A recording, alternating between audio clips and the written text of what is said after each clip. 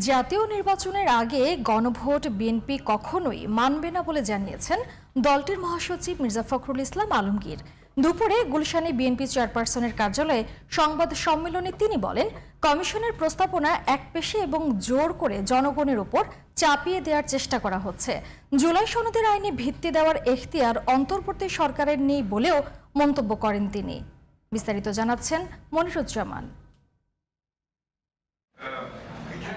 বৃহস্পতিবার দুপুরে রাজধানীর গুলশানে বিএনপি চেয়ারপারসনের কার্যালয়ে সমসাময়িক বিষয় নিয়ে সংবাদ সম্মেলনে মহাসচিব সহ স্থায়ী কমিটির কয়েক সদস্য উপস্থিত ছিলেন। মির্জা ফখরুল ইসলাম আলমগীর বলেন, জুলাই সনদ ইস্যুতে জাতীয় নির্বাচনের আগে গণভোটের যে সুপারিশ করেছে ঐকমত্য কমিশন, তার সাথে একমত নয় বিএনপি। এটি সময় ও অর্থের অপচয় বলে মনে করেন তিনি। নির্বাচনের দিন গণভোটটা আমরা একমত হয়েছি, জাতির স্বার্থে এর বাইরে আমরা কোনোদিনই একমত হব না। জাতীয় সংসদ নির্বাচন অনুষ্ঠানের মতো বিশাল আয়োজনের বিবেচনায় নির্বাচনের পূর্বে গণভোট অনুষ্ঠান অপ্রয়োজনীয়, অযৌক্তিক এবং অবিবেচনাপ্রসূত।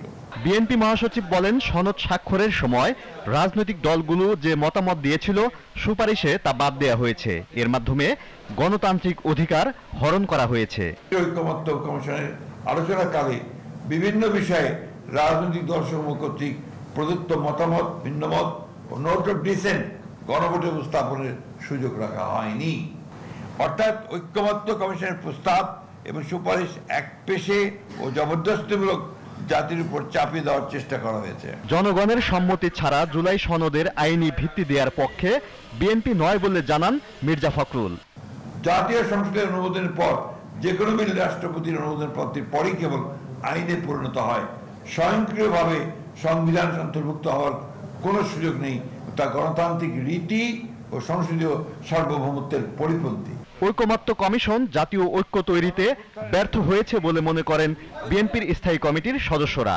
দ্বিমত যেটা যদি থাকে সেটাকে নিরসন করে আমরা যত দ্রুত সম্ভব একটি নির্বাচনের মাধ্যমে, সুষ্ঠু এবং নিরপেক্ষ একটি নির্বাচনের মাধ্যমে আমরা একটি গণতান্ত্রিক সিস্টেমে যেন আমরা উত্তরণ করতে পারি।